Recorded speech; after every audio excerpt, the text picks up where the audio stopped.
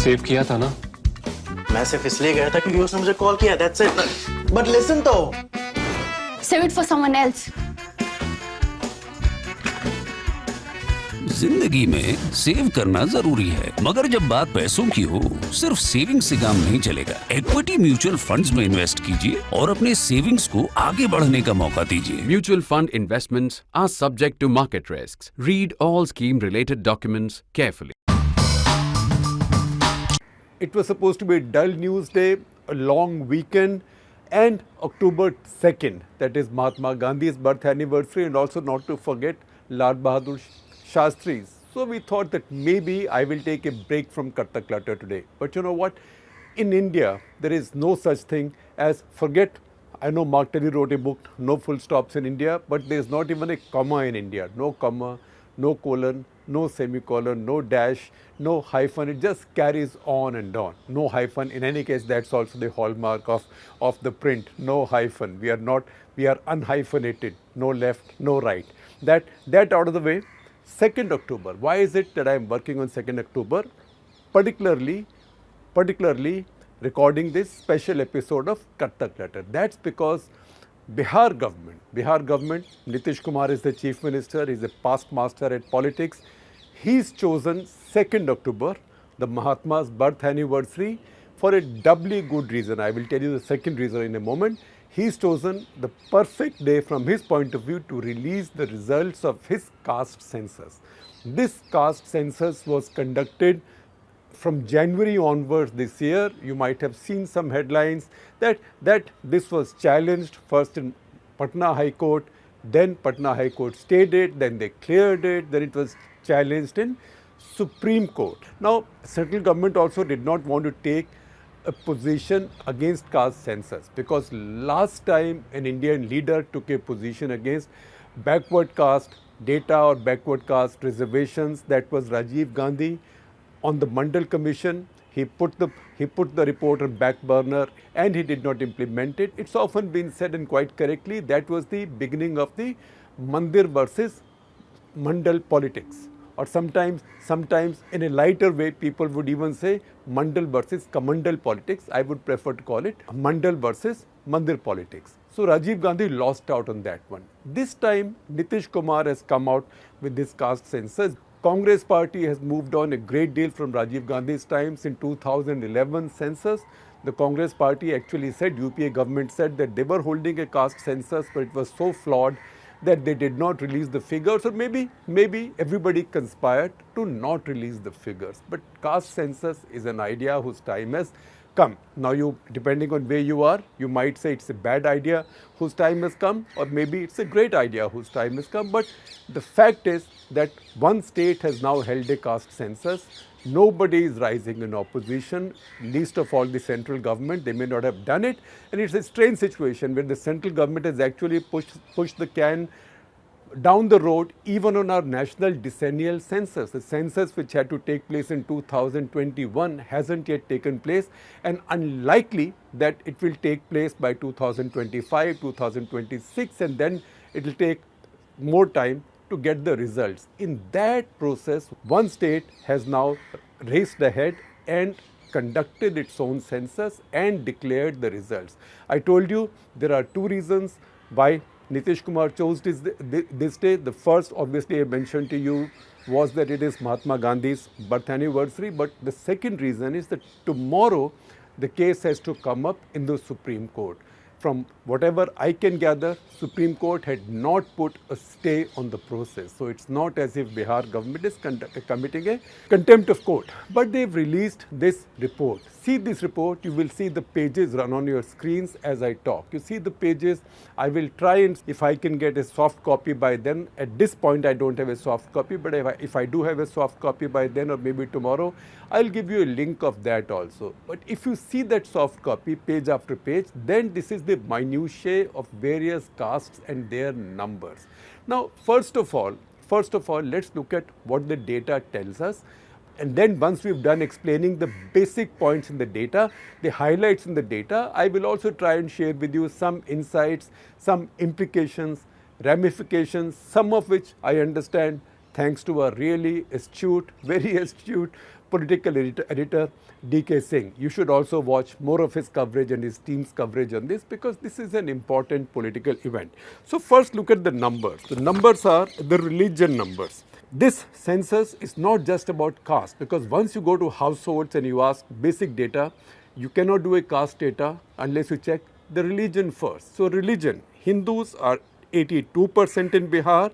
Now if you just want to look at it sort of purely arithmetically, purely arithmetically or purely statistically, you might say that the percentage has come down. But by how much?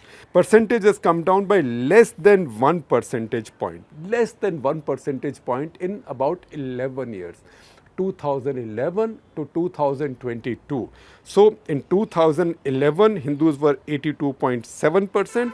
Today they are 82%. If you are really accuracy minded to the last decimal point, it's 81.9986. So I could say 81.999%. So 82%. 82% now. In 2011, it was 82.7%. So that is the only difference over 11 years. So it tells you that there is no significant demographic imbalance taking place on the Hindu-Muslim basis. The percentage of Muslims, on the other hand, has gone up by a similar marginal amount. That is from 16.9% in 2011 to 17.7% in 2023. What it also tells us is that the other idea that in many of Bihar's border districts, millions and billions of people have been coming in from Bangladesh, particularly Kishanganj, etc., which have a large Muslim populations. Many areas have Muslim majority also. It also tells you that it's not as if millions and billions have been coming in from Bangladesh into Bihar and upsetting the demographic balance. In any case, since the context today is caste, this might be a little bit of a digression, but I thought it was important to mention, because there's always this talk that Muslims are increasing in number, Hindus are reducing in number, Muslims are producing a lot of babies, millions and billions, tens of millions of Muslims are coming from Bangladesh, and India is being overrun by Muslims. So this is one state which has been considered particularly vulnerable, and where Muslims have a large percentage already. There is no significant difference at all. That's the reason I thought I should mention it even ahead of caste. Now caste. If you look at caste, the big surprise on the caste side is that if you just see the backward classes, OBCs and EBCs together now, they are 63% of the entire population. That's a lot of people.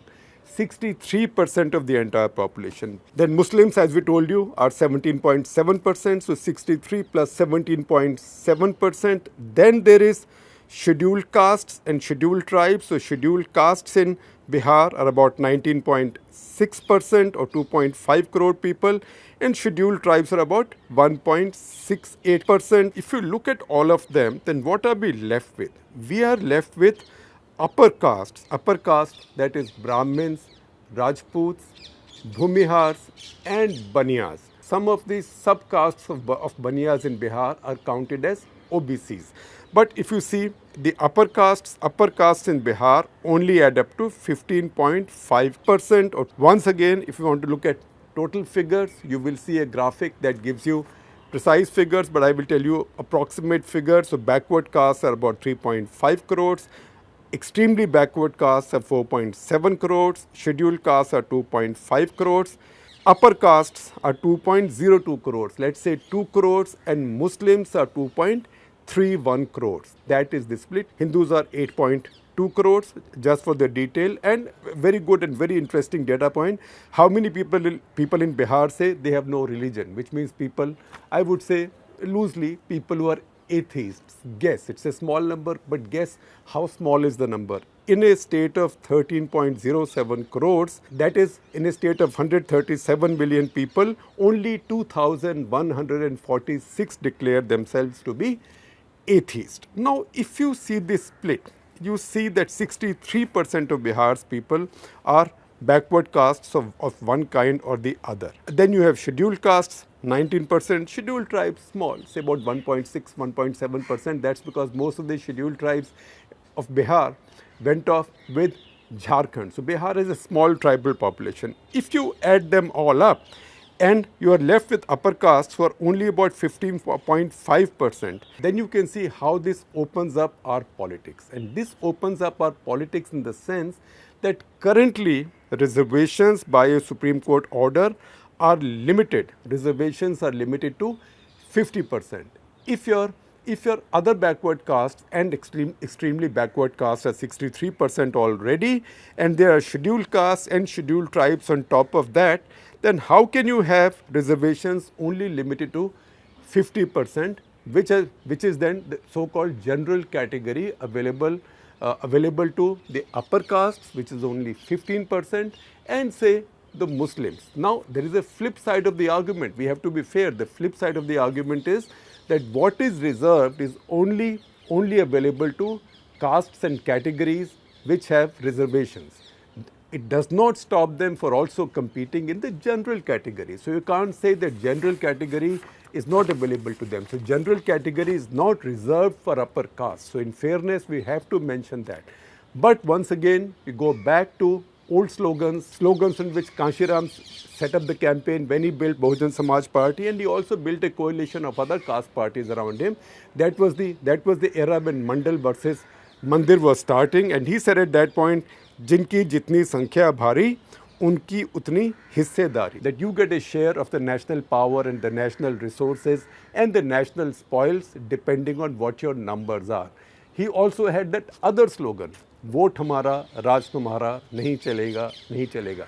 So that is the political meaning of this, which means if all the backward castes and extremely backward castes combine, and they also take minorities, particularly the Muslims with them and tribals with them, then what does it leave for those parties which are led by the upper castes or which sort of represent the upper caste? Now BJP will turn around and say, we are not led by upper caste. See our Prime Minister, he is an OBC. In fact, Prime Minister Modi, over the past several days in his pre-campaign speeches, I would say, in Madhya Pradesh, etc., has been going out again and again underlining the fact that he is from OBCs. He's an OBC. In fact, he's also saying that the reason Congress attacks me, Congress doesn't like me, because they don't like an OBC being Prime Minister. So if they attack me, if anybody attacks me, it's an attack on OBCs. At the same time, there is no denying, and BJP also can't deny it, that they have a very strong vote bank. In fact, the most solid vote bank in the country, the most united vote bank in the country today is the upper caste Hindu vote bank, and that vote bank belongs to the BJP. So BJP, by that implication, is seen to be a party that is liked by the upper caste, and that sort of controls the upper caste vote or vacuum cleans the upper caste vote. For that party now, it becomes a little bit of a problem to wade into a new caste debate. It is also something that BJP can't stand against. I know that you are sharp, you have a political mind, and all your mental math is better than mine. So you will ask me another trick question, that if Brahmins are 3.6%, Rajputs are 3.45%, Bhumihars are 2.86%, and Banyas 2.31%, then how come overall percentage of upper caste is 15.54%? Remember, it's a caste census carried out by a Nitish Kumar government, so there has to be a twist to it. And the twist is that even the Muslim upper castes have been counted in this upper caste category. So that is what Muslims were called as Ashrafs in the Pasmanda versus Ashraf debate. So that those will add up to about 3 percentage points in this. So Hindu upper castes, Brahmin, Thakur, Bhumihar and Banyas, are just about 12% in Bihar. Now there is a little trick to these figures unless you've caught on to it, but if you see this carefully, you will ask me the obvious question. So let me preempt that question. You will say 63% are backward class plus extremely backward class, that's EBC plus OBC is 63%, scheduled caste is 19.7%, that's almost 83%. 83% and 1.68% is scheduled tribes, that's 85%, and Muslims are 17.7%. So that is nearly 93%. So if it's nearly 93% and upper castes are 15.5%, so how come this is adding up to more than 100? So the little twist there is that Nitish Kumar government's survey or caste census has also counted backward castes among those who might have converted from Hindu backward classes to Islam as well as Christianity. The Christian numbers are very small, but Muslim numbers would be quite substantive, particularly given the fact that in the Hindi heartland, a very vast percentage of Muslims are Pasmanda Muslims who've come in from the lower castes of Hindus and who've in a way carried their caste with them because they are not counted among the Muslim elites. And now, as we know, whether these backward castes among Muslims, that is Pasmanda Muslims, should also get the benefit of reservations, etc. or not, that is a very contentious issue in our politics, we know that. Right? But then you again look at backward castes, and these are also important figures. Yadavs are 14.26%. That means they are the largest chunk of backward castes. Now, BJP in the past has been saying that all backward caste benefits have been going to the more forward among the backward castes or the more dominant among the backward castes. So initially they started saying that, then they pulled back on it. So it was in 2017 that BJP set up the Rohini Commission to look at the division of backward castes, basically to see how many backward castes are there, which one is more backward, less backward, which one is benefited less or more. Now that commission was supposed to give its report in 3 months. 3 months. But what happened after that? It looks like the BJP got either cold feet or got second thoughts because indications had already begun coming in that many of the dominant OBCs had started to vote for the BJP.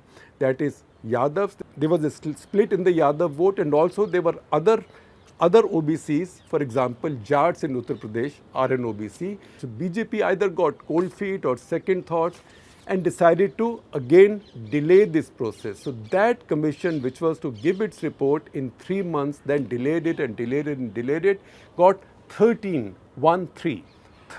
extensions. It's only now when the pressure built up from Bihar on the caste census and it became evident that Bihar had started the caste census. The first round was started from 7th of January in Bihar.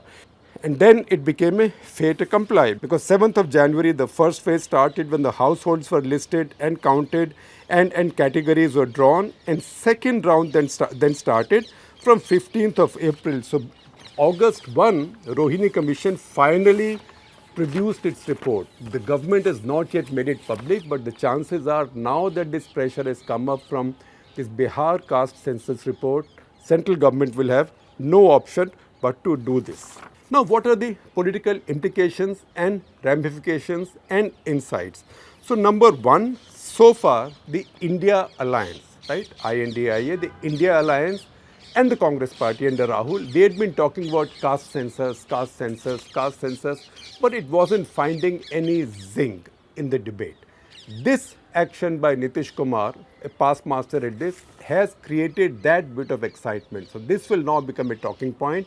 So usually in the run-up of every election, it is the Modi-Shah BJP that gives the talking points, and debate takes place around those talking points because they are the ones who start the campaigns and set the agenda. In this case, for the first time, now I don't know how long will it last, so I'm not saying that this is it. It's still a long way to general elections. But this is an interesting new move by the united opposition because they are trying to again shift focus back on caste, and remember important thing, dividing the Hindu vote. We have said this maybe 99 times already on Cut The Clutter and also in National Interest, but I will say it for 100th time again because it is the central fact of our politics. Since 1990, when the decline of the Congress party started and its vote bank started, India's politics, particularly India's Hindi heartland politics, has only run on one binary. One, can you use caste to divide what religion united? That is Hinduism united. Can you use caste to divide it, the votes? Or can you use religion to reunite what caste divided? From 1990, for the next 25 years, the side of the caste won, or you might say that Mandal won. from 2014 onwards, the other side has won. From 2014, the Modi-Shah BJP has been able to use religion to reunite what the Mandalite parties had got caste to divide in the previous 25 years. So this is the tussle. So far, the supporters of caste, or those who've been using caste to try and divide the Hindu vote, to deny a lot of it to the BJP, they've been losing. Now they've made another major move. So let us see what does the BJP do, because BJP can be sure of the upper caste Hindu vote, but the reason they get to 37-38% of vote on their own, and the reason they cross 50% of the voting percentage, say in a state like Uttar Pradesh, is mainly because a lot of the backward castes, extremely backward castes, and also some sections of Dalits have also shifted onto them, mainly driven by Hinduism or Hindutva defined nationalism as personified by Prime Minister Narendra Modi. So there is a challenge to that. I'm not saying this challenge has worked or will work, but there's a challenge to that. The next point, this will now also create new complications vis-a-vis the Jat vote in Haryana, in Rajasthan, other places, right? Jats have been wanting reservation. Similarly, Marathas have been wanting reservation. Once again, this will bring pressure on Supreme Court that, look, if this is the logic of numbers, then how can you limit reservations only to 50%? Because riding this, then Rahul Gandhi has also made this statement, which will now find some echo, that look, if so many of us Indians are other backward castes or extremely backward caste or scheduled tribals, how come of the 90 secretaries in the union government, only 3 come from the OBCs? There should be proper proportionate representation or a fair representation. Then women's reservation bill. Again, Modi government passed this bill and they are using it to get more women's vote, but they are also saying that this will take some time, 2029 or maybe even later. But the opposition has found an argument once again, because their argument, or at least some of the opposition parties, have blocked this bill in the past, saying there should be reservation also for backward castes, in which case that will open another Pandora's box, because that backward caste reservation, if it comes into our legislatures and our parliament, that will not be limited only to women. That means just as today in our parliament, state assemblies, seats are reserved for scheduled castes and scheduled tribes, then will there be reservation then for backward classes also? So one more front opens up. Once again, because the BJP is in power, BJP will have to deal with it. In any case, this has the potential of shifting the debate. Now, BJP can bring in a law in parliament saying we are raising reservation from 50% to 60% and try to preempt this campaign. But if they do that, that will irritate their upper caste vote bank also, which is very valuable. So this makes the BJP think. I'm not saying BJP is not capable of thinking. BJP can think and BJP can come up with answers, but this will make them think. It's one of those not very frequent occurrences since the rise of the Modi-Shah BJP that the opposition has given the BJP something to think about. And this will have knock-on effect in many states. For example, Karnataka, under the previous Congress government, under Siddaramaiah in the past, right, until 2017. Under that government, Congress party had held a caste census. That report, that data had never been released. General belief is that data was not released because it showed that Lingayats and Vokaligas, the two castes in Karnataka, so are very powerful in politics, because it is widely believed that they have certain numbers. It's possible that caste survey, that's a speculation. So I must qualify that caste survey or caste census in Karnataka did not show the Lingayat and Vokaliga numbers to be as high as was widely believed. And it was so as not to annoy these two dominant castes that the Congress did not release the numbers of that survey. But now that Rahul Gandhi is supporting this caste census so strongly, it's difficult to see how long Karnataka can hold on to the data from that caste census. So there will be knock-on effects, and the politics which was stationary so far, which looked like it was in the doldrums, not going anywhere, right, because the winds were not there, except whatever winds were there were only in one direction. there is some new movement, there's some little uthal-puthal, some little commotion in that very staid and boring situation now.